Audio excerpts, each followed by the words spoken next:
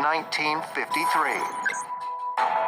Albert K. Bender, the nation's top UFO investigator, receives a threatening visit that will bring his research to an abrupt and premature halt.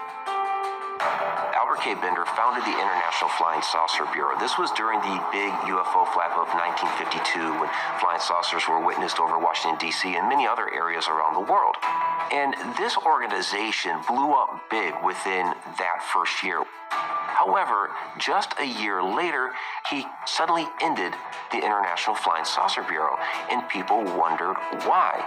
And what happened was that he came home one night, went into his bedroom, and suddenly these three dark, shadowy figures materialized through his wall into his bedroom. They were wearing the hats and the overcoats. They had glowing eyes, and they smelled like sulfur. According to Bender, the three entities communicated with him through telepathy, warning him to discontinue his UFO research and stop publishing his influential magazine, The Space Review. Afterwards, he became ill and didn't eat for 3 days. After this experience, Bender was repeatedly visited. He said they gave him headaches, they controlled him telepathically, and he ultimately gave up his UFO researches and stopped publishing the Space Review, in which he documented UFO sightings throughout the world. He told the people that had been subscribers and he was working with, they told me, we come from a very, very far distant place in this universe.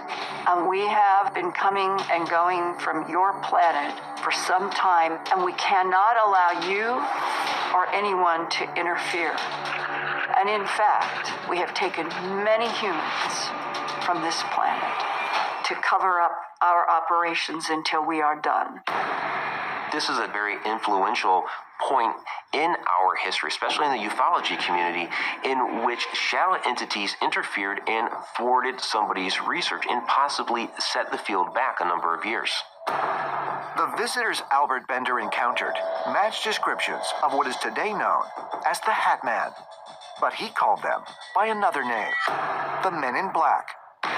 While the Men in Black are often portrayed in pop culture as government agents, many who claim to have encountered them believe they are something other than human.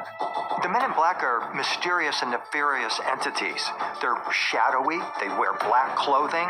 Many people believe that they're either extraterrestrials or somehow they're working for extraterrestrials to prevent humans from learning the truth about extraterrestrials on Earth. They talk to UFO witnesses. Some people have reported they seem to not know things that are common, like, which end of a pin to use, or if they're offered something to eat or drink, they don't know how to eat or drink it. Both the Hat Man and the Men in Black are known for wearing a hat. They both influence people telepathically. They both appear to be sometimes malevolent, and they could in fact be the same type of a being. There's a theory that the Hat Man and the Men in Black are actually the ringleaders of the shadow people, and that in fact they direct the shadow people to influence humans in particular to keep them from investigating UFO experiences. There's no question that the stories of shadow people, Men in Black, and other visitations are all mixed in together. Are they the same? Possibly. But what I think what is really happening on this planet is mass hysteria of real events that are happening to real people, and they can't understand what's going on. Who knows what's happening?